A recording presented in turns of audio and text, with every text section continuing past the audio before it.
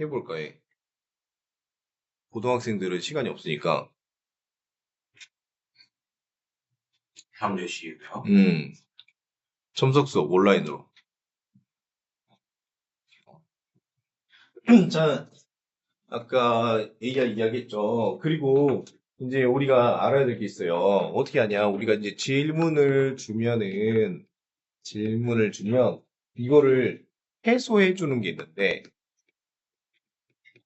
질문을 줬을 때 연산 채널을 여러 개 만드는 경우가 있어. 알았죠? 이게 여러분 수학에서 배웠어요. 이게 확률과 통계예요. 확률과 통계. 자, 근데 이게 왜 중요하냐면 이 확률과 통계를 AI가 제어 코드로 넣으래. 자, 왜 그러냐면 AI 연산 비용이 있는데 사람의 연산 비용이 있겠죠? 사람의 연산 비용은 초코이몽 보고도 우리 연산할 수 있죠. 근데 AI는 반도체랑 전기가 있어야 되죠. 그래서 이쪽이 크면 어떻게 되냐면 제어 코드가 발생해요. 제어 코드. 알겠죠? 아니면 토큰이 날아가 버리던가 그냥. 그래서 오늘 못 써. AI한테 질문 많이 하면 못 쓰게 하지. 그런 것처럼 토큰을 많이 써버리면 못 쓰게 해요. 자, 그리고 AI 연산 비용이 있고, 이제 사람의 연산 비용 중에서 이제 AI 연산 비용이 적은 쪽이면 어떻게 되냐면 이제 AI가 대체해요. 그렇죠? 자, 여기로 와서 앞으로 수학도 많이 바뀔 거예요. 확률과 통계는 AI가 하기가 힘들어요. 확률 돌리면은 얘가 토큰을 바로 다 뱉어버려요. 알죠? 이해됐죠? 왜 확률이면 이걸 타면 어쩌고저쩌고 저렇다면 어쩌고저쩌고 이 경우의 수를 다 해야 되잖아요.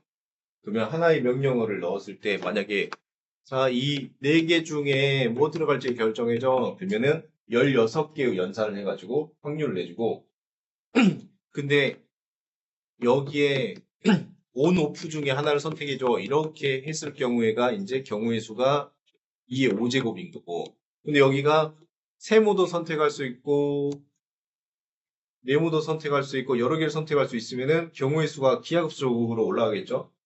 그러면 안 돼요. 그래서 우리 학원 시간표 짜는 거 시키면 5번 시키면은 그날 클로드 다 날라가 있을 거. 알았죠? 그러니까 인간이 AI가 이 부분에서는 대체하기 어려울 거예요. 무슨 말인지 알았죠? 자, 그리고 또 이제 모델이 이제 언어 모델이 있고 그다음에 수학 모델이 있고 그다음에 이미지 모델이 있는데 과목 중에서 국어, 영어, 언어 모델은 진짜 빨리 대체될 거야. 동시 통역까지. 알았지? 그 다음에 이제 수학, 과학.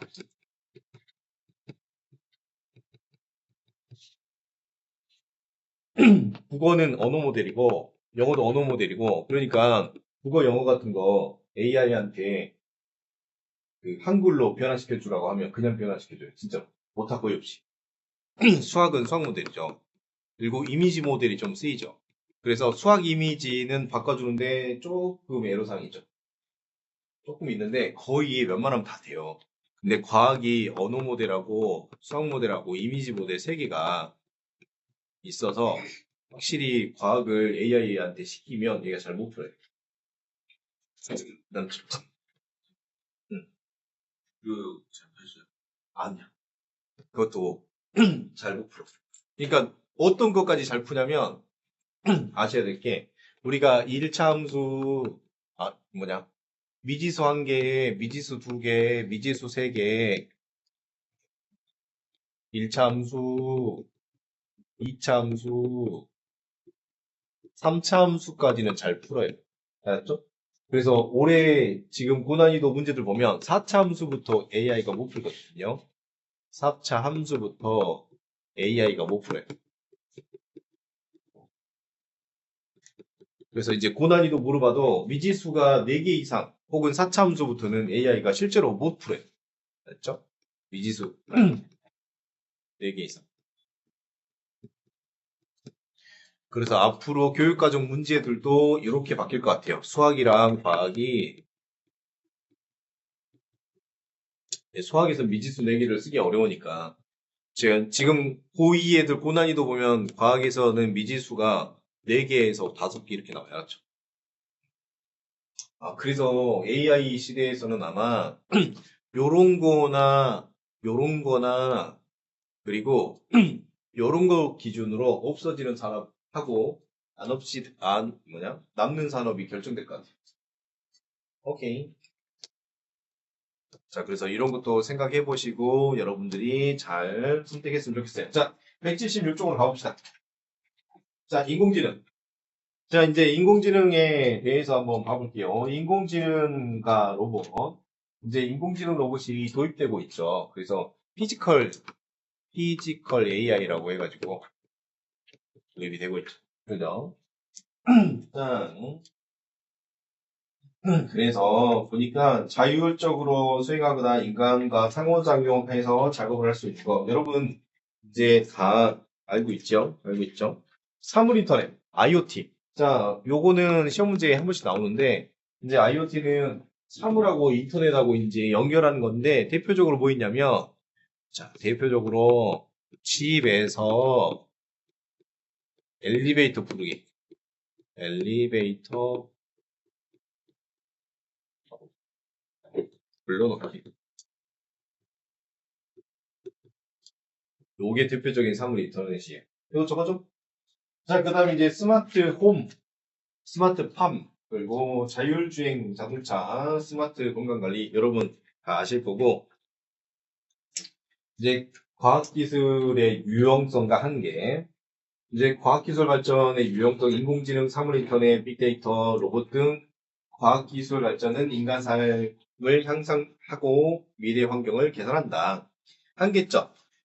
자, 이제 한계점이 보시면은 과학기술 발전으로 우선 간단히 읽을게. 예상치 못한 문제가 발생하거나 새로운 과학기술에 적응하지 못하는 상황이 발생하고 있죠. 과학기술에 너무 의존하여서 인간의 삶의 필수적인 능력이 할 수 있다. 지금 대표적인 게 요즘 학생들 중에서 뭐가 있냐면 어릴 적 핸드폰 사용, 스마트폰 사용.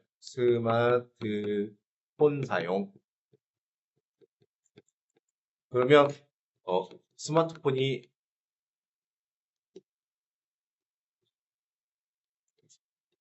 나의 스케줄 저장 장치가 되죠. 스케줄 저장 장치. 우리 일정 같은 거 다 핸드폰에 저장하고 친구 번호도 다 저장하고 부모님 번호도 다 저장하잖아요. 문제점이 뭐냐면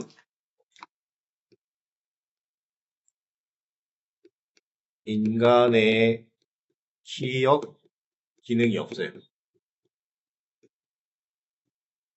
그래서 요즘 학생들 중에 암기 능력이 없는 애들이 너무 많아요. 우리 학원에도 그 기능이 아예 없어요. 암기 기능이 없어가지고 기억력이 뭐 한 몇 분? 몇 분 정도밖에 안 돼요. 진짜 그래, 진짜. 왜냐면 어렸을 때부터 이거 쓰면은 그렇죠. 어렸을 때부터 뭐 핸드폰에 다 기억하니까. 그래서 가능하면 핸드폰 늦게 사줘야 돼요. 진짜. 이런 것들 또 있어요. 또 여러분 AI가 똑똑하지 않아요, 여러분들. AI는 그 사용자 지능에 기반해요. 맞죠? 사용자의 지능에. 그러니까 IQ가 90인 사람은 AI가 딱 답변이 IQ 90 정도. 맞죠? 딱 그렇게 되거든요. 그러니까 어떻게 되냐면 이게 각자 사용자마다 그 지능에 맞춰진 사이클이 있단 말이야. 지능에. 알았지? 그러니까 A가 보는 세상과 B가 보는 세상이 달라. 세상을 봤을 때 A가 보는 세상이랑 B가 보는 세상이 달라요. 그래서 그 개인 간 격차가 심해지는 것들. 알겠죠? 이런 부분들 간단히 볼게요. 인공지능 다양한 문제 상황에서 최적의 결과를 얻고 산업 현장에서 생산성이 증가한다. 인간 역량 개발이 방해받을 수 있다. 이런 것들. 그렇죠? 이런 것들. 인간의 기억 기능이 사라져 버리는 것들. 오케이. 일자리가 줄어든다. 자, 일자리 줄어든다. 이야기 한번 해봅시다. 일자리 줄어든다. 자, 이제 인간은 원래 태어났을 때 두 가지를 가지고 태어납니다. 하나는 지능 힘하고 하나는 힘, 피지컬. 자, 이 두 가지를 가지고 태어났는데 기계화가 되면서 인간의 힘은 더 이상 필요가 없어졌어요. 필요가 없어졌어요. 그리고 지능만 필요해졌어요. 예전에는 사람을 업고 뛰고 이런 힘이 되게 중요해졌는데 기계화가 도달하면서 힘이 필요가 없어졌고 그것에 불안을 느낀 인간은 뭘 만들었냐면 스포츠를 만들었어요, 여러분.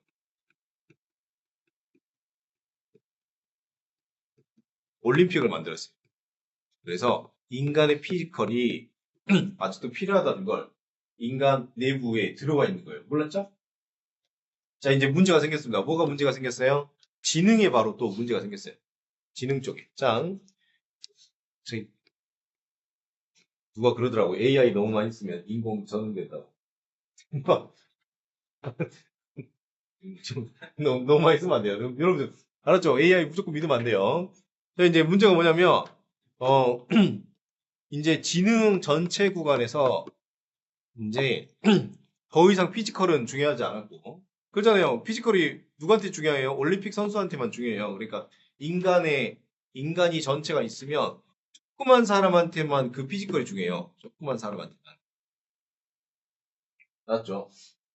그런 거예요, 지금. 자, 그래서 인공지능이 나타나면서 그 인공지능에 심화지능이 아니고 평균지능이 있고 그것에 위인 사람들만 필요한 시대로 바뀌었어요. 여기만 필요해졌어요. 그럼 여기 있는 사람도 어떻게 할까요? 여기 있는 사람. 그렇죠. 여기 있는 사람도 어떻게 할까요? 그 문제가 생겼어요. 이러면 나타나는 현상이 무조건 있어요. 자, 예를 한번 들어볼게요. 자율주행을 한번 볼게요. 자율주행을 보면은 예전에는 도입하자마자로 막 싸웠단 말이야. 근데 지금 무조건 도입해야 되잖아. 그죠? 자, 그래서 자율주행 관련된 직업이 있죠. 운송업. 운송업 종사자가 얼마냐? 100만 명이에요. 그러면 자율주행이 도입되면 운송업 종사자분들이 실업을 하겠죠. 이건 현실적인 문제예요. 이게 실업.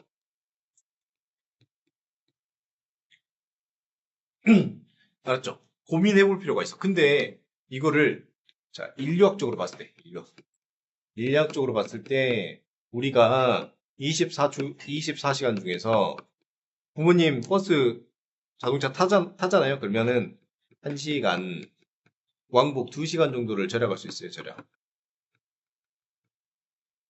오케이. 그러면 사람이 24시간 중에서 밥 먹고 자고 한 8시간 자고 밥 먹고 3시간 밥 먹고 그러면 11시간 정도는 우리가 먹고 자는데 쓰고 나머지 13시간으로 생활하는데 그 중에서 2시간을 운전한단 말이에요. 그러면 이거를 운전을 안 하게 되면 전체 13시간 중에 2시간 정도의 시간이 남으니까 대충 한 15% 정도의 여유가 생겨요. 그러면 15% 정도 되는 시간을 우리가 돈을 버는 데 쓰거나 노는 데 쓸 수 있단 말이야. 그러면 인류가 15% 정도 더 발전하게 돼요. 그래서 인류학적으로 봤을 때는 무조건 받아들여야 돼. 자율주의. 나중에 생기부에다가 이런 거 잘 적어요. 맞죠? 자, 근데 개인한테는 위험하죠. 개인한테는 안 좋죠. 그러니까 인류 입장에서 볼 거냐? 개인 입장에서 볼 거냐? 요거에 대한 고민. 그렇죠.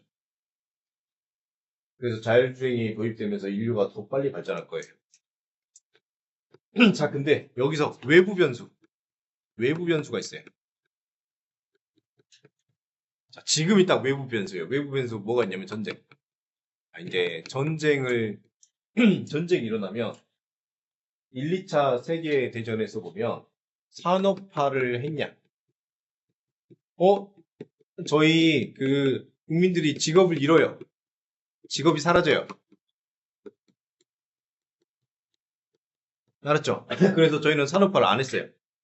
근데 뭐 전쟁이 일어나 버리니까 여기는 사라져요. 그게 산업화 후에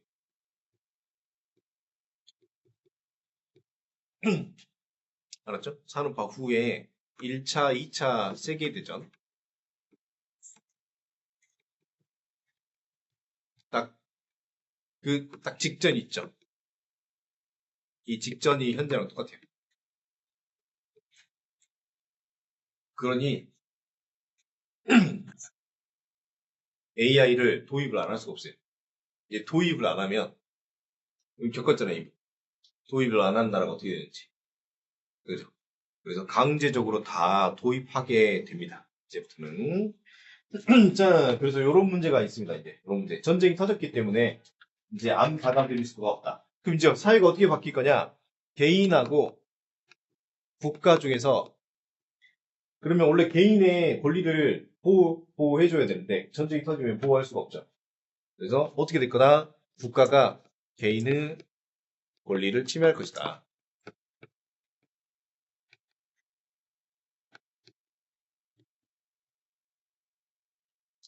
모든 나라가. 그래서 지금 보면 이민 막 차단하죠. 이민 차단하거나 추방하거나 이런 것들이 하나의 변화 과정이라고 보면 돼. 자, 177쪽으로 가봅시다. 177쪽. 시험 문제 제일 많이 나오는 건 어디냐면 맨 아래 정직성과 개방성 거기 있죠. 맨 아래 그래프 177쪽의 맨 아래 그래프 그게 진짜 많이 나오고 보기가 진짜 어려워요. 알았죠? 자, 거기까지 한번 가볼게요. 과학 관련 사회적 쟁점 SSI. 그래서 과학 관련 사회적 쟁점이 있다. 자, 안락사.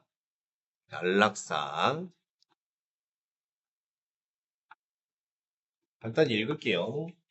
동물 실험. 그래서 여러분 이제 생물 생기부에 실험 쓸 수 없어요. 위에 동물 실험을 쓸 수 없습니다.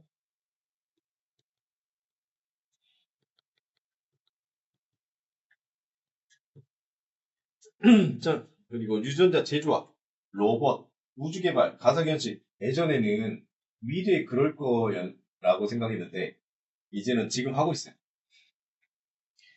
진짜로. 기후변화. 지금 기후 미쳤죠? 시원하죠? 아, 개꿀인데. 지금 빙하가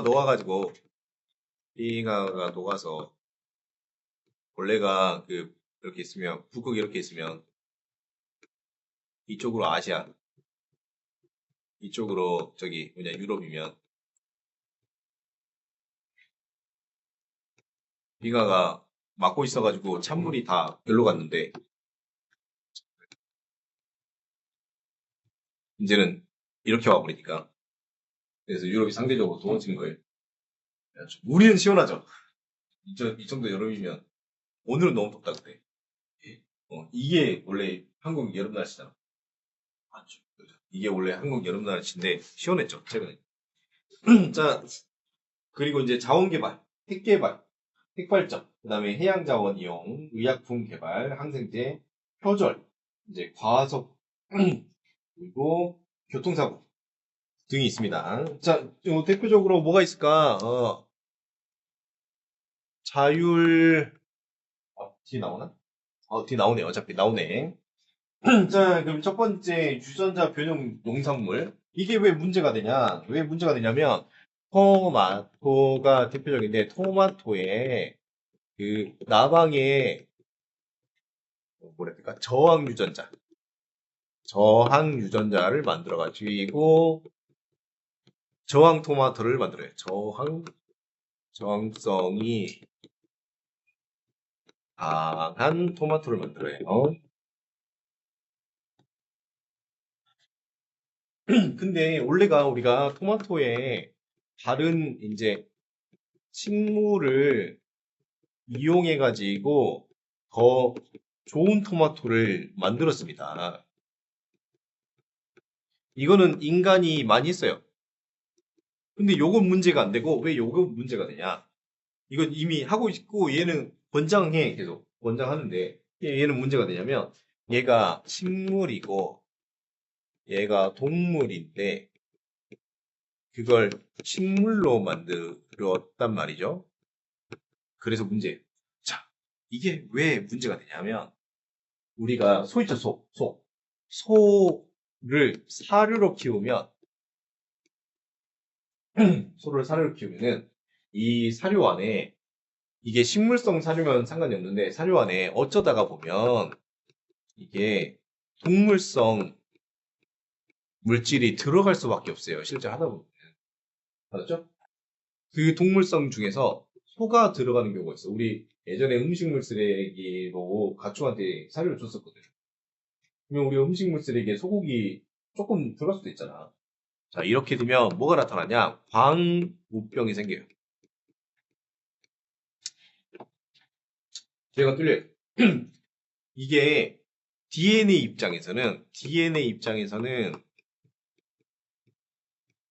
이게 동족포식이에요.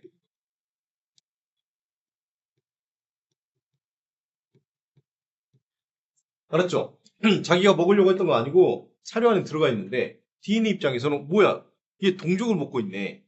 라고 생각하면 그 개체를 죽이려고 하는 질병이 발생해요. 그게 광우병이에요. 알았죠? 그러면 인간도 그래, 인간도. 식인을 하면은 인간도 뇌가 뚫리거든요, 빡빡. 그러면 광우병하고 비슷한 증상이 있어요.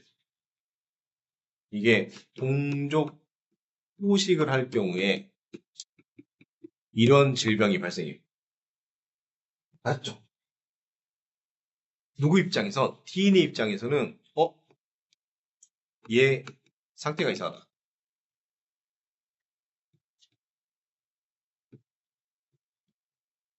그래서 뇌에다가 구멍을 뚫어버리자. 뇌에 구멍을 뚫으면 어떻게 돼요? 느려지겠죠. 잘 활동할 수가 없죠. 그러면 다른 종이 잡아먹겠지.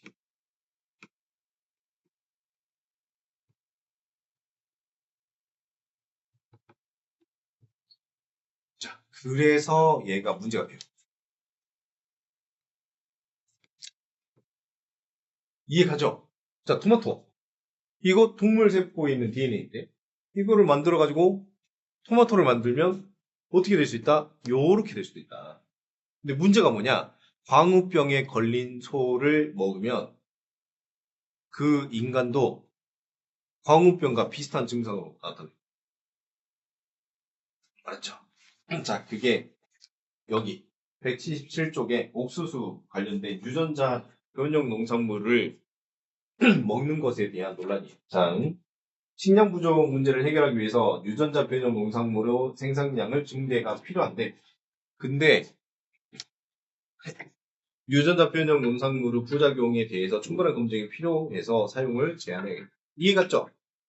이해갔죠? 자, 인공지능이 다양한 정보를 수집하고 처리해서 사람의 실수로 인한 교통사고 위험을 줄였는데, 근데 대표적으로 무슨 사건이 있냐면 자율주행을 만들었던 자율주행 프로그래머가 자율주행 오작동으로 사망했어요.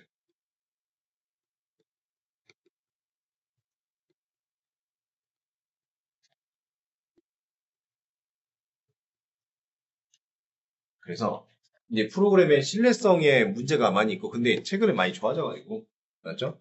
대표적으로 뭐가 있냐면 교통사고. 이제 교통사고가 나면 책임 소재.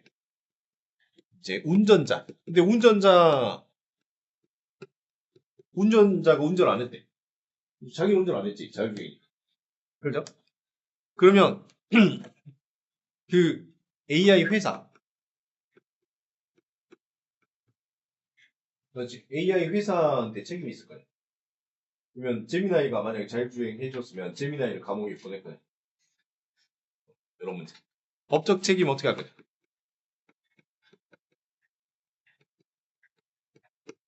왜냐면 형사 사람이 죽었어. 예를 들어서 교통차 운전하다가 사람이 죽었단 말이야. 근데 사람이 과속하다가 사람을 죽였어. 그럼 형사처벌을 해야 되는데, 그지? 운전자는 오작동으로 가속이 돼서 사고가 나고 운전자 억울하잖아, 그지? 그죠? 이런 문제. 자, 그다음에 이제 인공지능 창작물의 독립성으로 인해서 이제 저작권 침해겠죠? 저작권 침해고 이제 법적인 문제가 생각외로 많아요. 법적 문제. 어떤 법적 문제가 있냐? 자, 차은우 씨를 이제 애니메이션으로 만들어요. 애니메이션. 제가 제작을 해요. 그래서 이름을 뭐냐? 김훈으로 바꿨어. 김훈으로 바꿔가지고 제가 저작권 등록을 하는 거야. 제가 저작권 등록을 하는 거야. 좀 문제가 있죠. 차은우 씨 음성을 따와가지고 이제 정훈으로 바꿔가지고 음원을 출시하는 거지. 그리고 저작권 등록하고 아마 저작권 등록이 안 될 건데 저작권.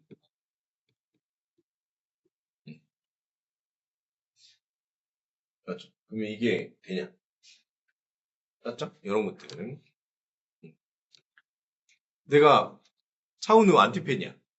차은우 안티팬이어가지고 차은우 씨를 섭외할 수 없을 거니까 그래서 차은우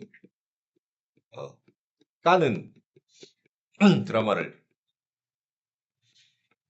주인공으로 AI 이용해가지고 제작을 해. 이것도 문제가 있죠. 그렇죠. 이런 법적 문제를 어떻게 할 것인가.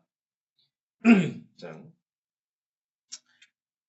그리고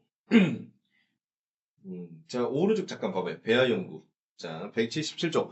지금 중국은 아예 그런 법적인 제한이 아예 없어. 중국이. 알았지?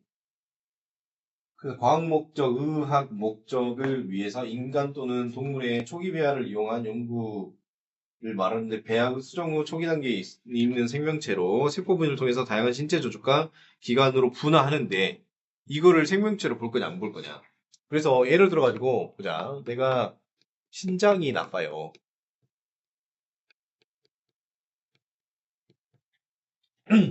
그래서 배아를 만들어. 배아가 크면 인간이 될 건데 이 배아에서 신장만 떼우는 거지.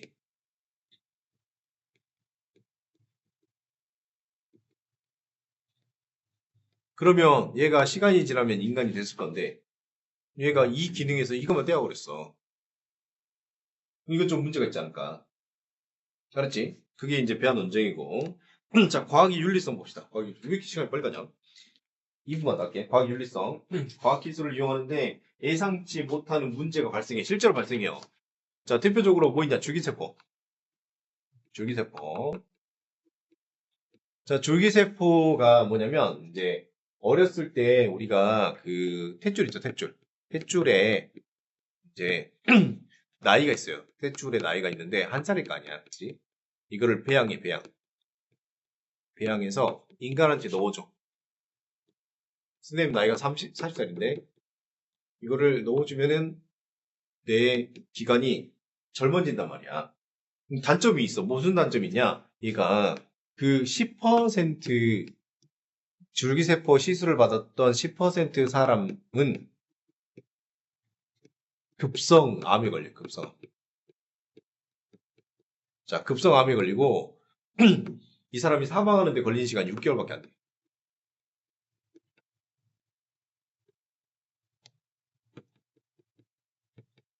그러니까 어떻게 되냐면, DNA 입장에서 얘가 전체가 40살인데, 한 기간만 한 살이면은 얘가 이상한 놈이라고 생각해서 죽여버린 거야. 그러니까 이걸 DNA 입장에서 해석을 해야 돼. 사람 입장에서 해석하는 게 아니라. 그러겠지. 그렇잖아. DNA가 우리를 감시하는 감시자인데 모두 다 40살의 세포 조직을 가지고 있는데 이 조직만 한 살이야. 그렇지? 그러니까 얘는 너무 이상한 애니까 어떻게 한다고 DNA가 빨리 보내버려. 이 종에서 얘는 없애야 되겠다. 이렇게 판단하는 거지. 그러니 실험 절차나 이런 것들이 되게 관리가 돼야 돼. 뭐 어떤 부작용이 있을지 모르니까. 맞죠? 봅시다. 177조. 정직성과 개방성. 연구 절차와 결과를 조작하면 안 돼. 알았지? 이거를 빨리 발견하면 빨리 알려줘야 돼. 그래서 지금 줄기세포 시술이 없어졌어요. 알겠죠? 자, 또 학문 발전을 위해 연구 내용을 공개해야 돼요. 이해됐죠? 이런 문제들. 이거 줄기세포 시술 받았던 사람 중에 실제로 많이 사망했거든요. 맞지? 이거를 공개 안 했어. 공개 안 하면 더 많이 죽을 거 아니야, 사람들이. 자, 그 다음에 실험 대상이다. 존중. 실험 대상을 윤리적으로 대해서 실험 대상은 생명과 존엄을 존중해줘야 된다. 지식재산권을 존중해줘야 된다. 다른 과학자의 연구 결과를 함부로 사용하지 않고 사용했다면 기록을 남겨줘야 된다. 그래야지 그 실험 결과가 어떤 장단점이 있는지 알 수 있다. 상호 존중, 함께 연구하는 동료들을 존중하고 연구 참여자들의 성과를 공정하게 나눠야 되는데 이거 법적으로 이미 정해져 있어요. 법적으로 정해져 있다.